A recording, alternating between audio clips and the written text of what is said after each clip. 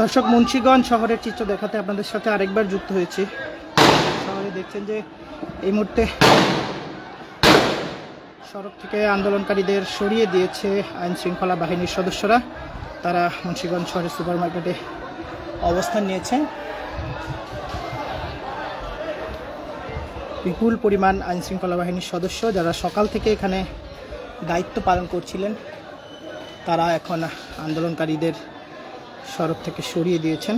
তারা rubber bullet ছুড়েছেন বেশ কয়েক রাউন্ড। কিছুক্ষণ আগে এখানে ছাত্রলীগের নেতাকর্মীদের ধাওয়া দিয়ে আসলে এখান থেকে সরিয়ে দিয়েছে আন্দোলনকারীরা।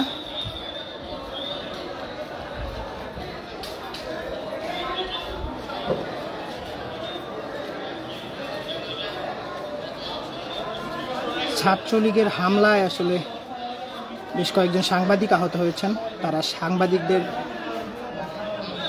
বিভিন্ন দেশীয় অস্ত্র নিয়ে পিটিয়েছেন।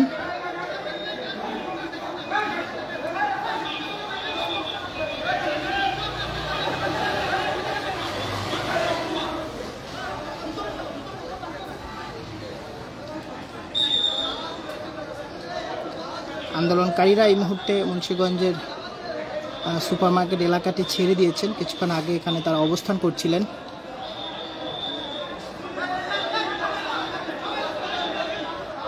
সাধারণ শিক্ষার্থীরা বৈষম্য বিরোধী ছাত্র আন্দোলনের ব্যানারে যে কর্মসূচি শুরু করেছেন, সেই কর্মসূচিকে সমর্থন জানিয়ে মুন্সিগঞ্জের শিক্ষার্থীরা আজকে শহরের সুপার মার্কেট এলাকায় একটি কর্মসূচির ঘোষণা দেন।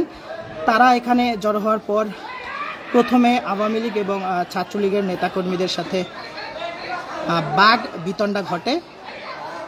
এক পর্যায়ে ছাত্রলীগের নেতাকর্মীরা সেখানে বিভিন্ন দেশীয় অস্ত্রশস্ত্র এবং ককটেল মেরে সাধারণ শিক্ষার্থীদের সড়ক থেকে সরিয়ে দেন।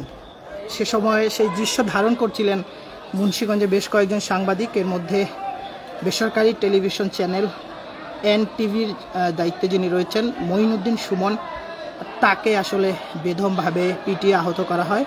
বেশ কয়েকজন সাংবাদিককে তাদের পেশাগত দায়িত্ব পালনে বাধা দেওয়া হয়, তাদের কাছ থেকে মুঠোফোন ছিনিয়ে নেওয়া হয়। এক পর্যায়ে সাংবাদিকরা নিরাপদ আশ্রয় সরে যান।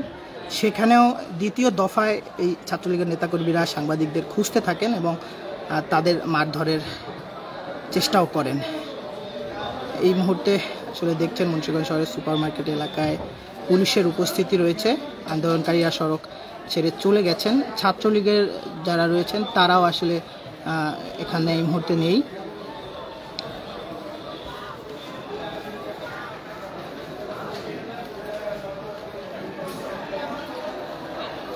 দর্শক, ফেসবুক কমিউনিটি গাইডলাইনের কারণে যে কোনো সময় আসলে লাইভ বন্ধ হয়ে যেতে পারে অথবা ডিলিট হয়ে যেতে পারে।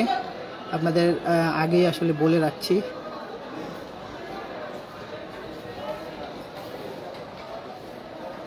আপনারা জানেন যে সরকার দেশে বেশ কয়েকদিন ফেসবুক বন্ধ করে রেখেছিল এবং তারা ফেসবুকের সাথে চিঠি চালাচালিও করেছে এবং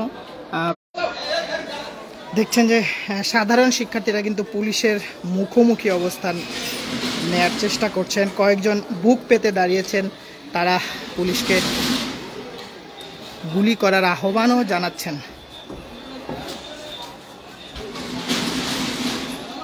দর্শক, এই মুহূর্তে লাইভটি শেষ করছি।